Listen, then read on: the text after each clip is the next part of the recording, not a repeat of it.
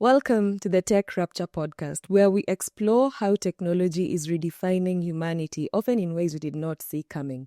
In today's episode, we will be exploring a realm that blurs the line between science fiction and reality. Today's episode is a dedication to all women. This past Sunday was Women's Day, and of course, my girlies, this is for the sisterhood.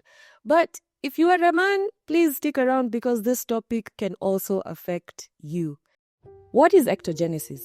Ectogenesis is basically the process of growing a fetus outside the human body or the animal's body. It's not just limited to humans, as we'll find out through the course of this episode. It's when a fetus is, harvested from its mother and grown in an artificial womb. This now leads us to a question. Will this advancement help remove the burden of pregnancy from women, or do we risk losing something very pivotal when it comes to motherhood altogether? 2 million years ago, something shifted that changed everything. The early humans stood upright, the pelvis narrowed, and childbirth became dangerous. Human children, born helpless, needed more care as compared to other mammals. So, women became the primary caregivers, not out of choice, but for survival. Thousands of years later, medicine advanced and society changed. And now the question has changed from can women work while pregnant to do women really need to carry the children at all? Now, if you're already judging this, being like, oh, that's some Illuminati thing, that's so demonic, let me tell you, AI is already making a lot of progress in the field of maternal medicine. Before we jump into the realms of artificial wombs, let us look at a real-life example of how AI is already transforming motherhood. In Malawi's Area 25 Health Center, doctors are using AI-enabled fetal monitoring to reduce stillbirths and neonatal deaths by a whopping 82%. By continuously tracking a baby's heart rate during labor, AI flags distress instantly, unlike traditional methods that might miss a crisis in between checks. And this isn't a hypothetical scenario, it's already happening. If AI can do that, what else can it do? Let us jump into today's story. Jacob paced the corridor of the high-tech neonatal lab, the neon blue lights reflecting off the polished floor. Only 2 months ago, his wife, Sana, had been in a terrible accident, leaving her in a coma at 32 weeks pregnant. Now, a new procedure offered by Crown Reproductive Tech was the only way to save both mother and child. But it was more than a procedure. It was a leap into the realm he had never imagined. Jacob, called Dr. Nyasha, stepping out of a glass-paneled lab door. She was accompanied by an android nurse, a sleek white metal caregiver with gentle eyes and a name tag reading Cleo. Jacob tried to steady himself. Doctor, any update? Dr. Nyasha took a breath. Your wife's condition is stable, but the baby can't remain in the uterus much longer without risking both their lives. We propose transferring the fetus into our artificial womb system, similar to the biobag that has been used in Philadelphia, but with advanced AI integration. Jacob's heart hammered. He'd read about the lab's experiment and how they'd kept preterm animals alive in fluid-filled bags. But hearing that it was now the only chance for his own child felt like stepping off a cliff. You're telling me you can finish the pregnancy in a machine? Dr. Nyasha nodded. We call it Extend AI. It's an artificial womb that only replicates the amniotic environment, but uses real-time AI to adjust nutrients, oxygen levels, and temperature. It can monitor fetal stress and adapt instantly. Jacob swallowed. And an AI mother? I heard rumors about that, like a robotic caretaker. Cleo, the android nurse, stepped forward. Yes, I am the prototype, but I specialized in neonatal care outside the womb. My software monitors infant vitals, provides lullabies, even simulates gentle rocking like a mother's arms. We call it an AI nanny. Jacob felt a chill. So, if my wife doesn't recover quickly, you'd have a machine nurse my newborn? He shook his head, eyes moist. That's not how we pictured starting a family. Dr. Nyasha placed a hand on his shoulder. We know this is overwhelming, but your baby's lungs are not developed enough to survive the traditional NICU environment. With Extend AI, we can give your child a near-womb experience the best shot at a healthy development. Jacob glanced through a window into the lab. He saw the fluid-filled pods lined up, each softly lit from below. The future of childbirth, or so the news called it.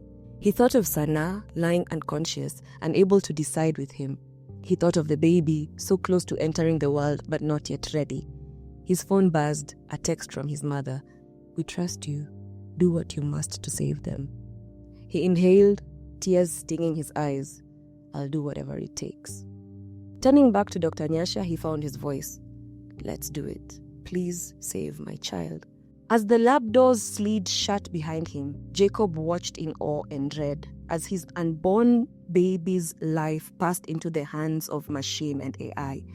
He could only hope this new frontier of artificial wombs and robotic caregivers would truly protect his family rather than redefine it in ways he could not yet imagine. I think all women relate to this.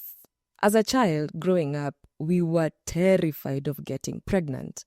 But we were given scare stories for all the wrong reasons. We feared getting pregnant because of societal judgment. It's not until we grew up that we understood the real risks of pregnancy. Ectogenesis promises a future where babies stand a chance at being raised in artificial wombs and mothers do not have to suffer or die or go through the whole process of pregnancy. But there are a few questions and a few risks. If machines carry our children, then who controls reproduction? Governments? Corporations? If AI nannies become a thing, then are we okay with parents becoming more disconnected from their children than we already are? And what of gene editing in the future? Do you trust a corporation to raise your child for 9 months? I'm scared of gene editing, guys. If you've not watched sci-fi movies, you need to watch. And this is not me trying to be a conspiracy theorist. It's just that capitalism is capitalism, and I mean, when gene editing combines with ectogenesis, what will happen? Now imagine a future where women do not have to take maternal leave because they have to give birth. That is a good thing. However, how many women will be able to afford this? We're living in a world where even accessing future planning or family planning is such a privilege. Those in modern cities and towns are able to access it. Those in rural areas cannot because of financial constraints, because of accessibility, and also tradition. So will this advancement even widen that gap the more, or will it just reduce the physical tone of childbirth women go through? And if you're listening to this or watching this, you might be thinking, hey, isn't history za jaba tena? But no, imagine it's already happening.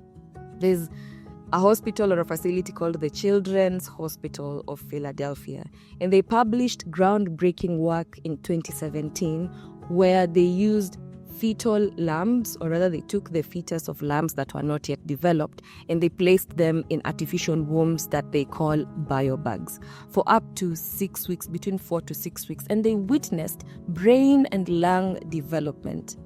These experiments were also conducted in Japan using things like nutrients and also oxygenation, and they used not only lambs but also goats, and there was significant progress. And guys, this was in 2017. Meaning, and this is the word in the grapevine, that human trials are not really far off. Of course, ethical committees have already gathered because expect a legal battle with stories like, if they control reproduction, then who really has the right to the unborn child? Or at what point are they called a baby? Or can you really call it a human if it's not gone through the natural process of childbirth as we know it? 2 million years ago, we walked on our 2 feet. And that came with its dangers, especially to women. It has led to the evolution of society and more so, the woman. And now with ectogenesis, we are about to enter into a new arena that we are not ready for. So, 2 questions that I have. One is, are we in the golden era where the woman becomes liberated from biological constraints? Or is motherhood about to become another commodity in this capitalist world? I'd like to know your thoughts in the comment section or on social media. Talk to me, chat me up, let me know what you think about this advancement. Thank you so much for tuning in. This is the Tech-Rapture podcast. And remember, the future is happening faster than we know it.